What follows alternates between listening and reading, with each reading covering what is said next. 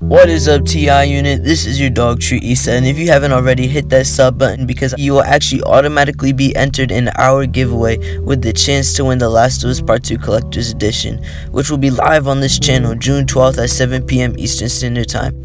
Now, as I said before, I feel like a white girl at a K-pop concert when it comes to this game. Confused but cannot get enough of it. I don't rank stuff very often, so comment and like to let me know if I should keep doing this. This is 5 things that Naughty Dog did not tell you in Last of Us Part 2's State of Play.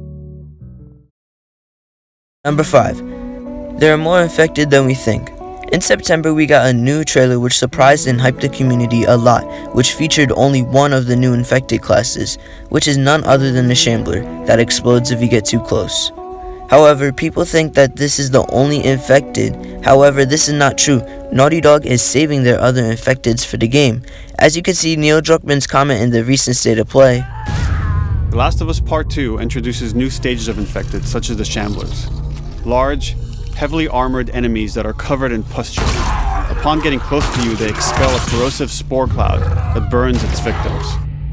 But our most terrifying and lethal new forms of infected will have to wait until you play the game for yourselves. Also, in the first trailer we ever got in 2016 for The Last of Us Part 2, you could see a claw mark. Knowing that Spores virus comes from animals, or more like insects, you could make the assumption that possibly an animal could get infected. Number 4. The game is not as linear as you think. In one of the new Last of Us Part 2's insiders, they mentioned how in the game there will be times when the game is semi-open, and you can explore different things, and by exploring these different things, you will be subject to different experiences, such as unseen cutscenes and some full-blown sequences that might not even happen if you do things a certain way, which is very cool in my opinion, knowing how scripted Naughty Dog games are.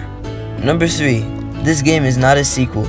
So if you were to talk about this game from a business standpoint, or even in general, you could say that this game is a sequel. In The Last of Us Part 2, you pick off right where the first game left off, showing us what a remake could look like for The Last of Us. Then, the game jumps 5 years into the future, showing us Ellie's maturity and continuing her story for The Last of Us Part 2. Number 2. Ellie is not the only playable character in the game.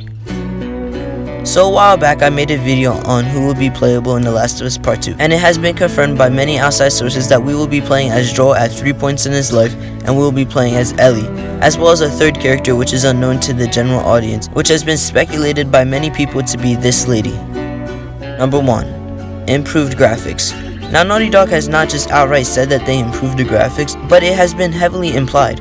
For example, when they showcased a flashback to the first game, you could see how they rebuilt and redid the entire scene. And not just that, they even improved from their own game within 2 years. In the Paris Games Week trailer, you can see how Yara and the Mystery Woman both have been improved on. Even within a couple months, Naughty Dog has still improved their game. Take for example Ellie's back in the release date trailer. Kudos to Naughty Dog for doing all this for us.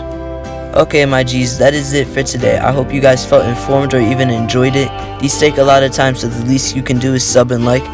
Stay safe, stay healthy, hope y'all have a good day. I'll see you on tomorrow's banger. This is your G True Issa, and I'm signing off.